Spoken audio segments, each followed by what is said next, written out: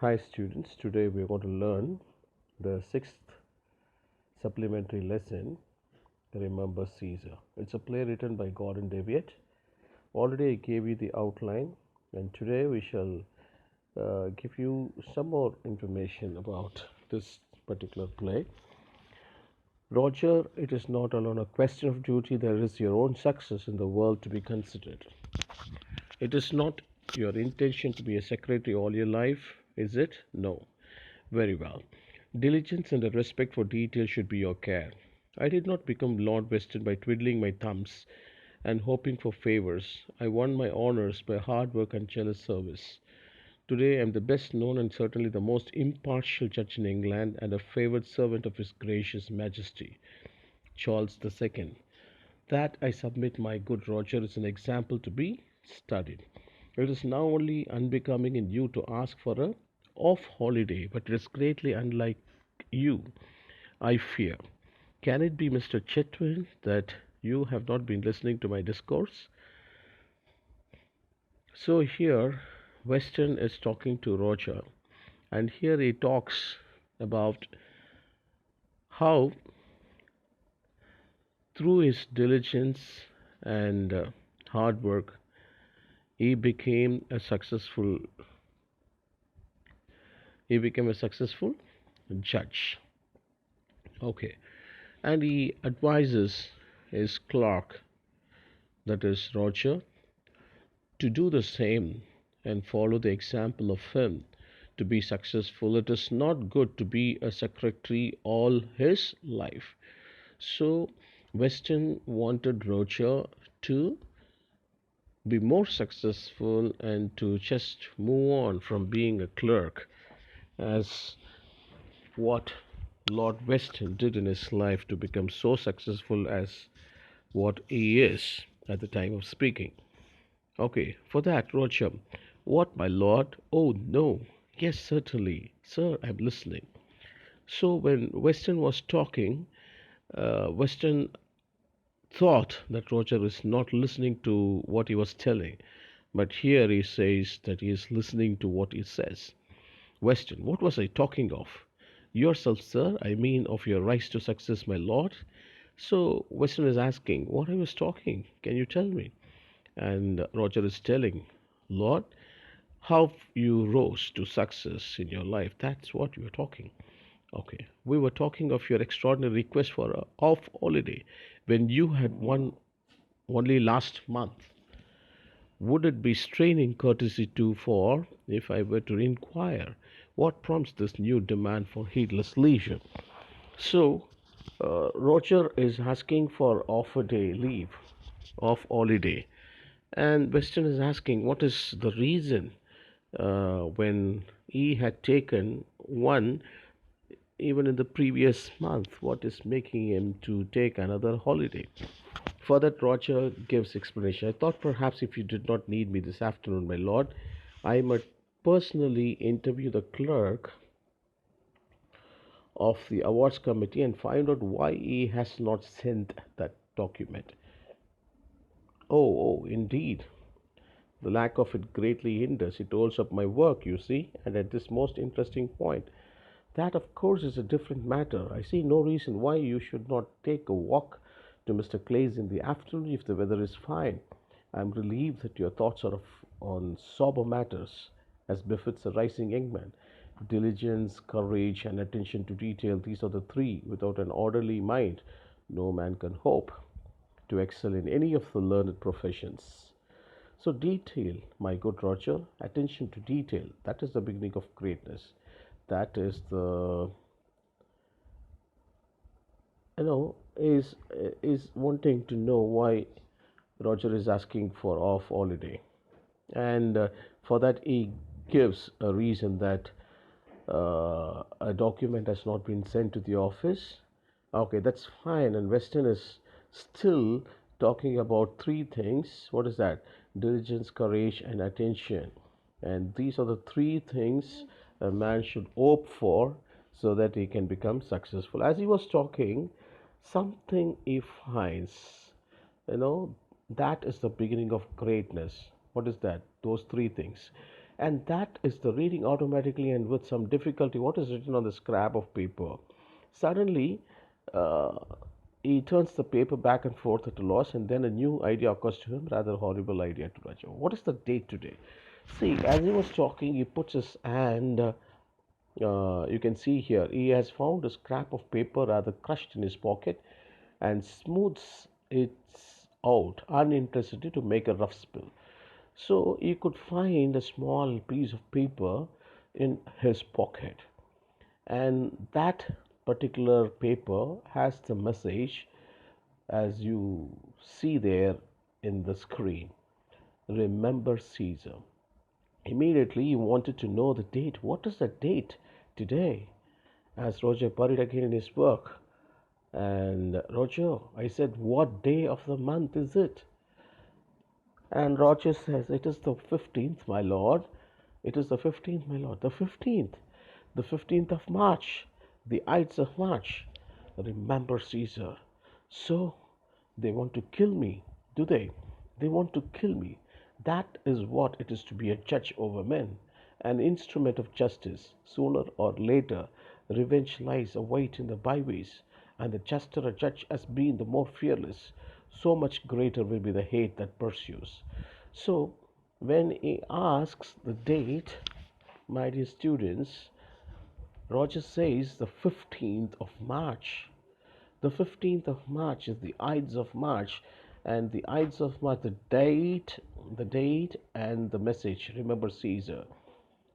Make Roger think that someone, or some of the people, or some of a group of men wanting to kill Weston, and see, being a judge, an instrument of justice, so many people may not accept the judgment, the result, the call, and if any person is judged, and he might rise up against the judges.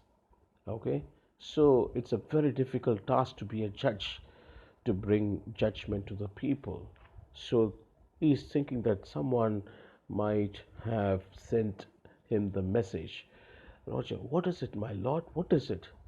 And for which Weston says, my death warrant. If I am not careful, what cases have we had lately? The treason affair, refused to be bribed, the piracy, both sides hate me for that, or there was the footpath.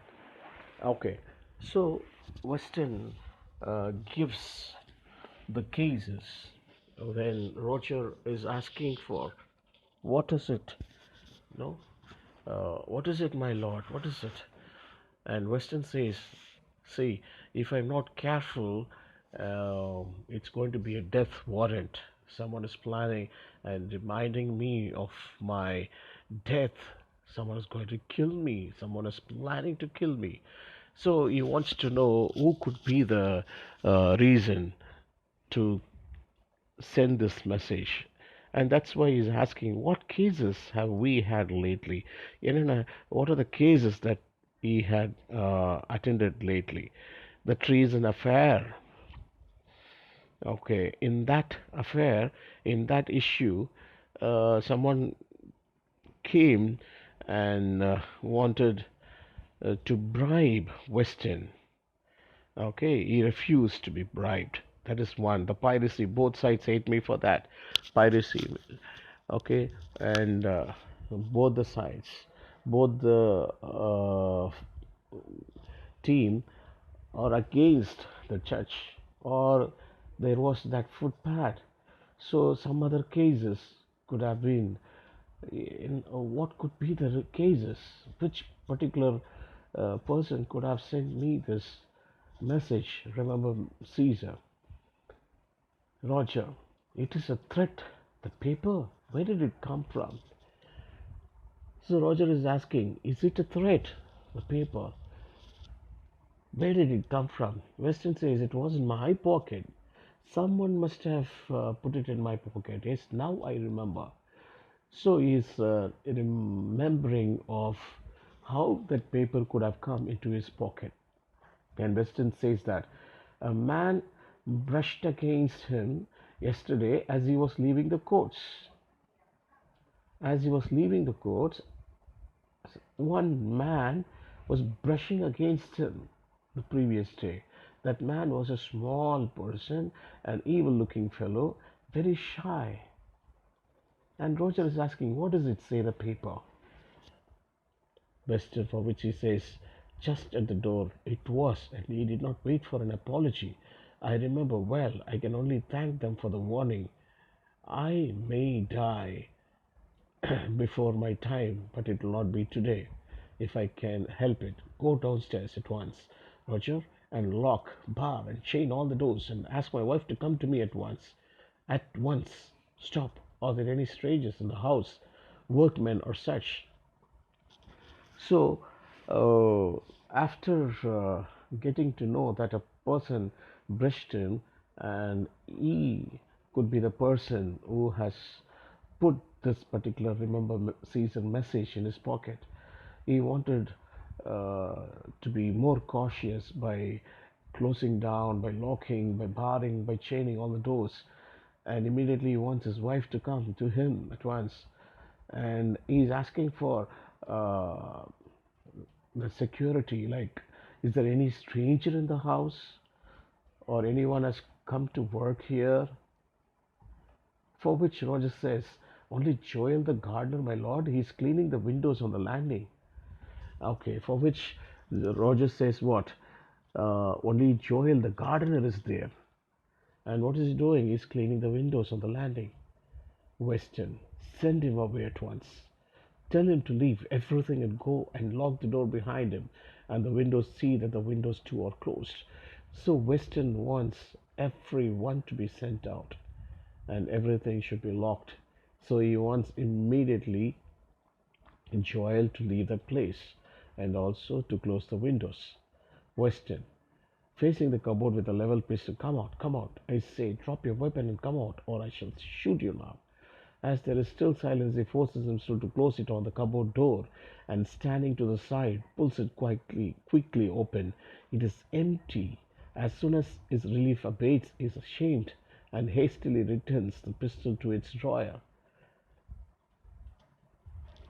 Okay, so as he was taking all precautionary methods to close down everything and send every person from his house, suddenly he thought that he would find out someone near a cupboard, and he's telling, come out, drop your weapon, otherwise Weston would shoot that person. But there is no one, and there was complete silence. And when he opens the cupboard, there was no one, and the cupboard was empty. So he felt ashamed because there was no one, for which he built up saying, come out, drop your weapon, or you would shoot them, something like that. So he felt ashamed for not finding anyone there for the effort he has taken.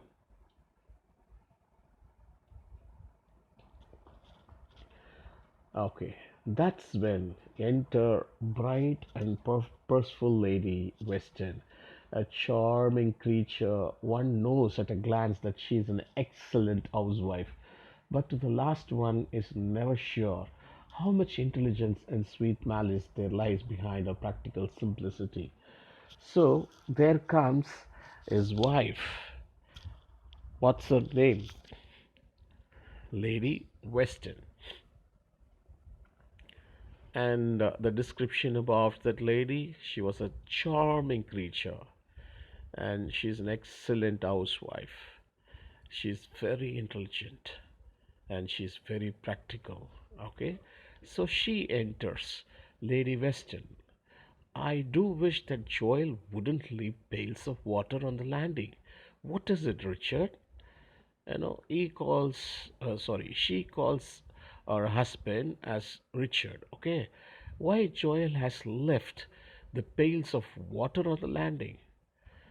My dear, your husband's life is in grave danger. So Lady Weston is a lady who is very practical and simple. So someone has left the pail of water on the way, and she is trying to scold Joel the gardener for doing that. But Weston is much worried about his own life because his life itself in a threat. Lady Weston, the last time it was in danger, you had been eating game pie. What is it this time? So she's not taking it very seriously at all. And she's telling that even last time you were telling like this, but at that time you were eating game pie. Game pie is, uh, meat which is baked, which is laid with flour, and it is baked, you know. So, Western annihilating her flippancy with one broadside assassination. This time he's telling, no, this time it's not game pie, it is assassination. Are you playing? You know, he wants his wife to be very serious, you know. He's not joking. Lady Western, well, well, you always wanted to be a great man and now you have got your wish. What do you mean? They don't assassinate nobodies. See, even for that, Lady Western is telling, uh, you always wanted to be a great man, and now you have got your wish. So she's telling that Western has become a great man, for which Western wanted to know what she meant. Lady Western says, they don't assassinate nobodies. See, if a person is going to assassinate someone, that person who is going to be assassinated must be a great person, a familiar person. Otherwise, there is no use. So that's why she's telling, people don't assassinate nobodies. He should be a special person or a popular or familiar person. Western showing her the paper, read that and see if you can laugh. What is that you are laughing? See, after seeing this particular message, can you laugh like that? Lady Western, I'm not laughing. She's trying to read what is written there in the paper, and what a dreadful scrawl. Yes, the venomous scribbling of an illiterate. Just make this point known. Looking at the writing of the paper, Lady Western is telling what a dreadful scrawl. எப்படி கிறுக்கி இருக்காங்க பாருங்க. And even Western is telling, it's a scribbling of an illiterate. படிப்பறிவில்லாத யாரும் கிறுக்கி வச்சிருக்கான். Lady Western, remember Caesar. She's reading that message. Is it a riddle? Western says, it is a death warrant. Do you know what day this is? Lady Western, Thursday. What day of the month? About the 12th, I should guess. It is the 15th of March. So both of them were asking, into a conversation, wanting to know the date, and Western is trying to relate the message to the date. And Western finally says, it is not 12th as you think, it is 15th of March.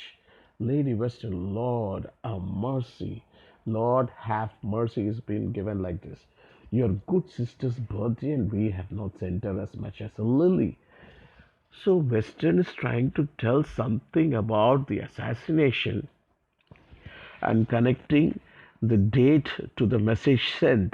But Lady Western, she is thinking something else, like sister's birthday. Western sister's birthday also falls on 15th March, and she is feeling for not sending even a little flower. Western, I have deplored before Francis the incurable lightness of your mind. On the 15th of March, Caesar was murdered in the Forum. So Western got little irritated and saying, no, Francis. His wife is addressed as Francis, and she calls him as Richard. Okay, you are light-mindedness. No, you are behaving as if there is nothing serious. When you connect the date 15th of March, that was the date Caesar was murdered in the Forum. Lady Western, yes, of course I remember. They couldn't stand his heirs any longer. That's why they killed him. Western, he was a great man. Lady was, yes, my dear, I'm sure you was. And is someone thinking of murdering you? Okay, here also, no, she is not very serious. Yes, I understand Caesar was a great man. That's why they were thinking, and someone thinking of murdering you. Obviously, I wonder someone has not done it long ago. A great many people must hate judges, and you are a strict judge, they say. You know, first of all, she's making fun or teasing him for being a great man. Now, uh, she's telling that you must have been killed long ago. Why? Because great many people must hate judges, because judges judgment will go against some people. Only they can support one, or they can fight for, or they can support for one party, and the other party they have to give judgment against them. So in that case, people must hate judges. And Weston is a strict judge. Weston, it is the law that is strict. I am a judge, my good Francis, not a juggler. I have never twisted the law to please the mob, and I shall not please them by dying on the day of the choice. So Weston is telling that no, it is his duty, being a strict judge, is following the law. No, he cannot please men, but he has to stick to the law. Law cannot be twisted according to the people. So, Lady Weston, no, of course not. You shall not go out of the house today. A nice light dinner and a good glass of. So she's talking of something else, like dinner and a good glass of Weston. I have sent Roger to barricade all the doors, and I think it would be wise to close the ground floor shutters and see that they are not open for any. It is the French. Is it the French and the Dutch together you are expecting? And this is the morning. Mr. Gammon's boy comes with groceries. How am I to? So, the way Weston behaves to close down the gates, the doors, she's making fun. What are you thinking? Or the French and Dutch army are going to come into the house. Why are you closing like that? Closing everything down. You know, the boy who brings grocery, if he comes, how am I going to receive him or get the grocery?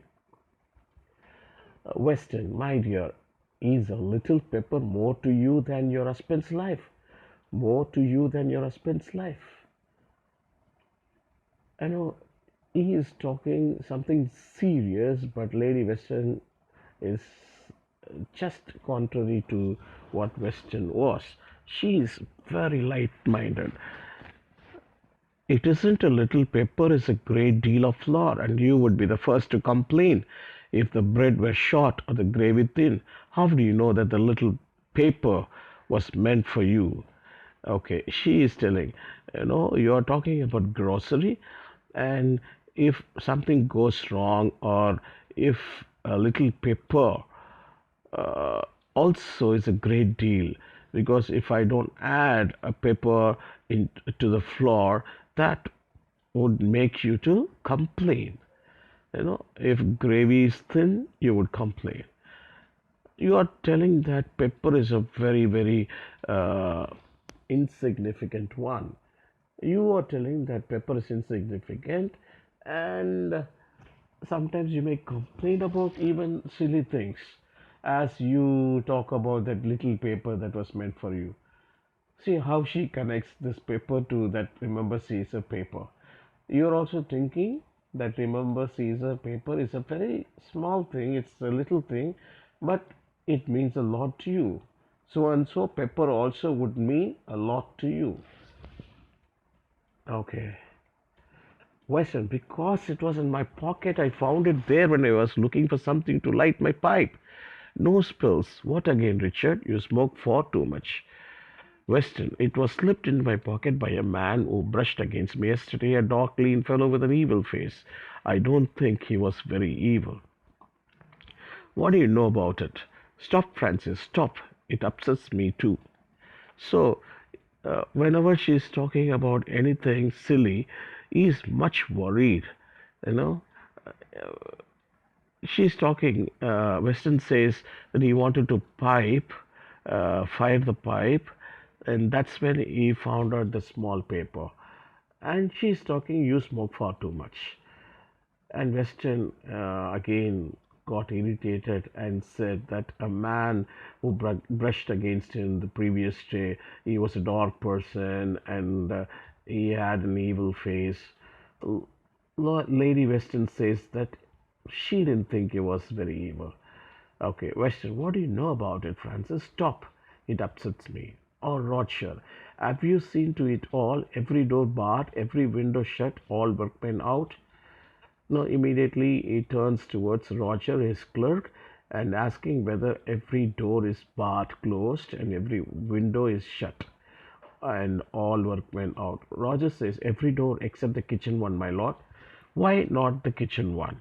And he's asking, why you didn't close the kitchen one? The cook seemed to think that is, she said, see, all the doors and all the windows are shut, but only one. What is that?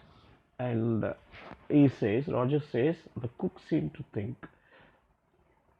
Question, well, speak, man. What did she say, and how does the cook things affect my order to bar the kitchen door? The cook said she was a respectable woman and had never been behind bars in her life, and she was not going to begin at her age, and she was quite capable of dealing with anyone who came to the kitchen door. So, that cook seems to be a respectable woman, and she had never been to prison, and at this age she knows how to deal with anyone if he is coming. If any person comes into the house, she is telling that she can manage. So that's what Roger tells about the cook. Okay, Weston, tell her to pack her things and leave the house at once. Lady Weston, who will cook your pet dishes? I shall also see that all the downstairs windows are shuttered, as you suggest. We can always haul the groceries through an upper window. I think that so frivolous a suggestion at so anxious a time is in poor taste, Francis, and unworthy of you. Did it appear frivolous to you? How strange! I had thought it odd to shutter the walls and yet leave openings in the roof that one could drive a coach and horses through. However, what do you want with these? If we are to be in darkness below, we shall want all the candles we can gather. So, here, Weston and Lady Weston are talking about closing the doors and how they keep everything shut, and because of that, everything is dark. And she wants to bring the candles to lit because every door is being shut. Okay, so hope we'll continue in the next video.